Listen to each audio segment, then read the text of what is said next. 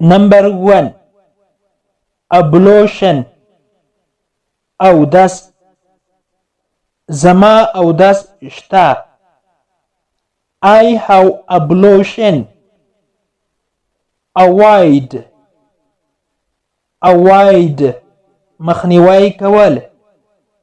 موږ باید د کورنۍ جنگ مخنیوی وکړو. We should avoid a domestic war. Earthquake. Earthquake. زلزله. تیره شپه سخته زلزله وه. There was a hard earthquake last night.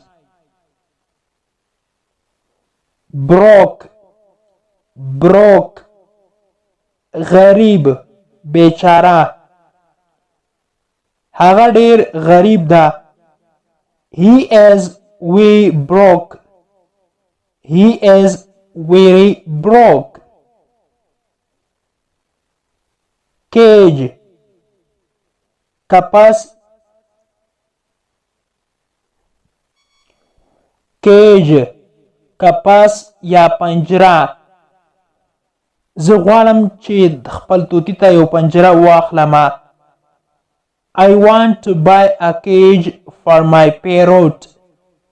I want to buy a cage for my parrot. Catapult. Catapult. لینده.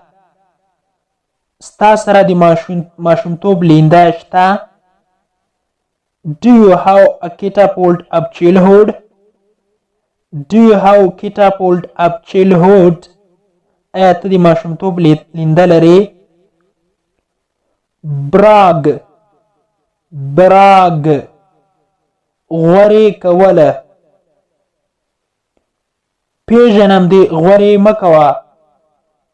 I know you don't brag. I know you don't brag. Hesitate. Hesitate. زړه نازړه کېدل. راځه مه زړه نازړه کېږه. Don't hesitate. Come on. Don't hesitate. Come on. Lie. Lie. دروغ ویل. Are you lying to me? Are you lying to me? آیا ته ماته دروغ وایې؟ obey. obey. غاړه ایښودله یا تابعداري کوله. موږ باید اسلام ته غاړه کیږدو یا تابعداري وکړو. We should obey to Islam. We should obey to Islam. Saint.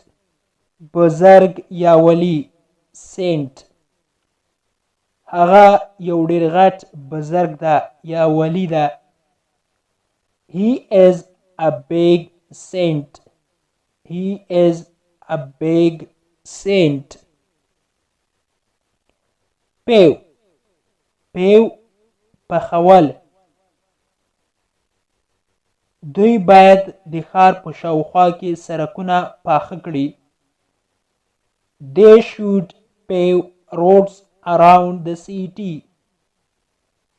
They should pave roads around the city.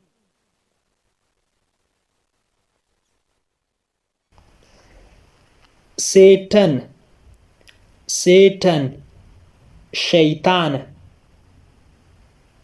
Satan. شیطان زموږ دښمن دی. Satan is our enemy.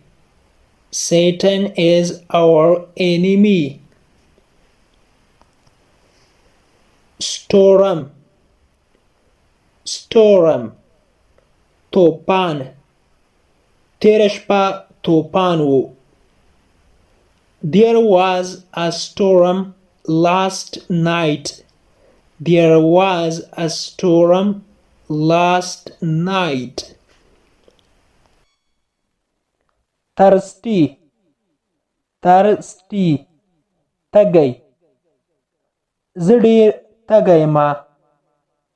I am very thirsty. I am very thirsty. Blanket, blanket, کمبله. ماته یو کمبله راوړه. Bring me a blanket. Bring me a blanket. Bricks, خښتې. زموږ کور د خښتو څخه جوړ شوی ده. Our house is made of bricks. Our house is made of bricks. Cylinder, cylinder, د ګیس ډبه. د ګیس ډبه یا سلنډر د ګیس څخه ډک کړه. Pull the cylinder from gas. Pull the cylinder from gas.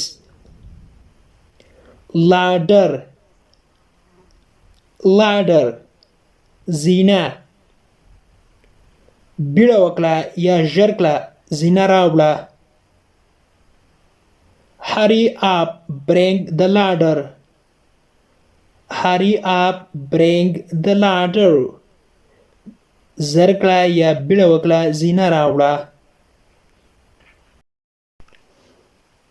د انګلیش ټو پښتو لرنینګ کورس ګرانو زده کوونکو، د نن ورځې کلاس تر دې ځای پورې و. هیله ده چې یو څه مو ورڅخه زده کړي وي.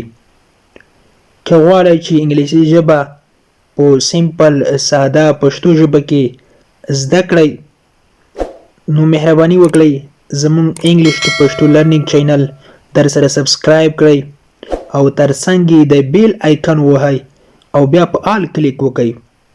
دې سره به زموږ هر نوی کلاس چې موږ یې روزانه اپلوډ کوو تاسو ته په خپل ټایم در ورسیږي. او که چیرته کومه غوښتنه، نیوکه یا پیشنهاد لرئ نو مهرباني وکړئ موږ ته یې په کمنټ باکس کې پرېږدئ. تر بیا چې زه حاضرېږم تر هغې مو په پاک رب سپارم. هر چیرې چې یاست الله مو مل شه. Thank you so much for watching.